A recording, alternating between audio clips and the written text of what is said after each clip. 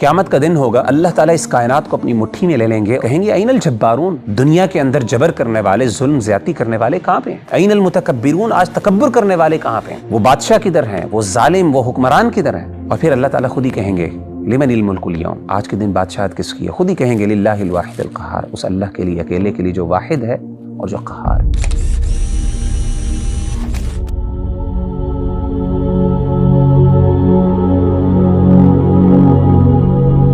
وغیرہ بھی مسلمانوں کا خون کا اتنا ہی عام ہو گیا کہ ہر کوئی بہار ہے۔ لیکن فلسطین کے حالات دیکھ لیں، عراق کے حالات دیکھ لیں، افغانستان کے حالات دیکھ لیں، اور ہر طرف سے جو ہے وہ مسلمانوں کے اوپر ظلم ڈھایا جا رہا ہے۔ یہ جو فاسق لوگ ہیں جو مسلمانوں کو اتنا ظلم کر رہے ہیں اور انہوں نے ظلم کی انتہا کر دی ہے، تو وغیرہ بھی ان کے بارے میں آپ کیا کہیں گے کہ اتنا ظلم؟ ربی بھائی، آپ نے جو مسلمانوں کے حالات کا بھی ذکر کیا،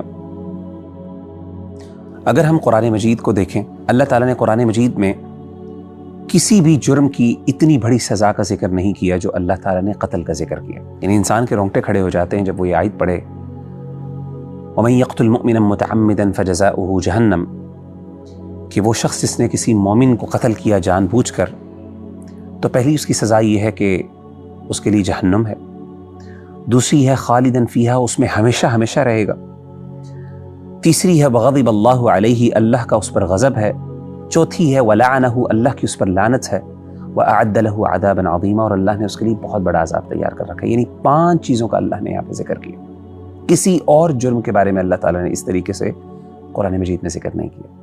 اب ذرا نبی صلی اللہ علیہ وآلہ وسلم کی سنت کا اگر ہم مطالعہ کریں تو اس میں ہمیں ایک حدیث ملتی ہے جو میرے لیے بڑی ہی حیران کن ہے۔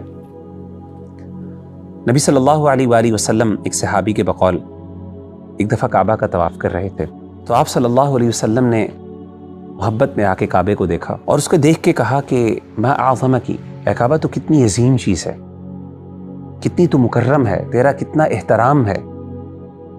ہم میں سے ہر مسلمان اس کے دل میں کعبے کا کتنا احترام ہو سکتا ہے، سبحان اللہ، اور اللہ کے ہاں کتنا احترام ہے اس گھر کا۔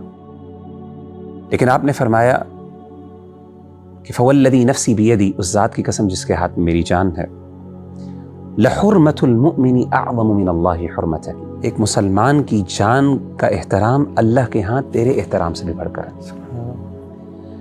یعنی ایک مسلمان کی جان کی اللہ کے ہاں اتنی اہمیت ہے، کتنا یہ حساس معاملہ ہے، لیکن آپ دیکھیں کہ ہم اس کے بارے میں کتنے غیر سنجیدہ ہیں، اور صرف ہم نہیں بلکہ پوری دنیا میں دیکھیں مسلمانوں کے ساتھ کیا چل رہا ہے۔ میں اگر اسلام کے نظریے کے بارے میں بات کروں، یہ تو ایک مسلمان کی بات ہے نا ربی بھائی، ایک غیر مسلم، ایک نان مسلم، اس کے بارے میں نبی صلی اللہ علیہ وسلم نے پتہ ہے کیا فرمایا؟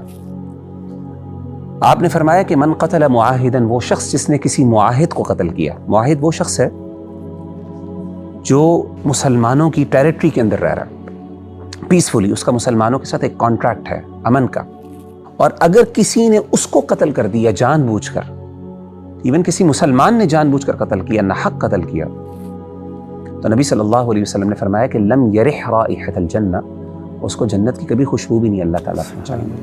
یعنی ایک معاہد، ایک نان مسلم کی بات۔ یہ تو میں انسانی جان کی بات کرتا ہوں، آپ ذرا آئیں جانوروں کی بات کر لیں۔ صحیح بخاری کی حدیث ہے کہ اللہ کے رسول صلی اللہ علیہ وسلم نے ایک عورت کا ذکر کیا، اور آپ نے فرمایا کہ اللہ تعالیٰ نے اس عورت کو جہنم میں ڈال دیا، اس کی سزا جہنم ہے اس عورت کی جس نے صرف ایک بلی کو ظلم کے ساتھ قتل کیا۔ یعنی اس کے ظلم کی وجہ سے ایک بلی جو ہے اس نے اپنی جان کھو بیٹھی۔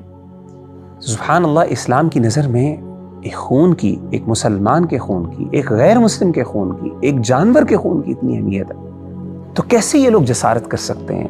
یہ کیسے ظالم، یہ فاسق اور سفاک لوگ جو پتہ نہیں کتنے لاکھوں لوگوں کے قاتل ہیں، حیران ہوتا ہوں کہ پتہ نہیں قیامت کے دن یہ کس چہرے کے ساتھ اپنے رب کے سامنے کھڑے ہوں گے اور ان کی کیا سزا ہوگی۔ یقیناً نبی صلی اللہ علیہ وآلہ وسلم نے فرمایا قیامت کا دن ہوگا اور اللہ تعالیٰ اس کائنات کو اپنی مٹھی میں لے لیں گے اور کہیں گے این الجبارون، آج وہ دنیا کے اندر جبر کرنے والے، ظلم زیادتی کرنے والے کہاں پہ ہیں؟ این المتکبرون، آج تکبر کرنے والے کہاں پہ ہیں؟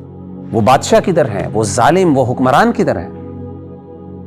اور پھر اللہ تعالیٰ خود ہی کہیں گے لمن الملک اليوم، آج کے دن بادشاہت کس کی ہے؟ خود ہی کہیں گے للہ الواحد القہار، اس اللہ کے لیے، اکیلے کے لیے جو واحد ہے اور جو قہار ہے۔ تو تو کہنے کا مطلب ہے کہ یہ کچھ لمحات ہیں، کچھ وقت ہے، دنیا کے اندر یہ اپنا ظلم کر رہے ہیں، لیکن قیامت کے دن اللہ تعالیٰ اس سب ظلم کا انصاف بھی کریں گے، اور وہ لوگ جو مظلوم ہیں، جو مقتول ہیں، اللہ تعالیٰ ان کو جزا دیں گے۔ حدیث میں آتا ہے کہ ایک مقتول قیامت کے دن قاتل کو پکڑ کے اللہ کے سامنے پیش کرے گا، اور اس کا خون بہہ رہا ہوگا اس کے زخموں سے، اور وہ کہے گا کہ اللہ اس سے پوچھ کس جرم کے نتیجے میں اس نے مجھے قتل کیا، اور اللہ اس کو پوچھیں گے، اس کو پکڑیں گے قیامت کے دن۔ تو اللہ تعالیٰ ہم سب کے ہاتھوں سے مسلمانوں کے خون کو محفوظ رکھے، آمین۔ اور اسی طریقے سے ہمیں صبر عطا کرے، من حیث القوم من حیث الامہ۔ بارک اللہ فیکم۔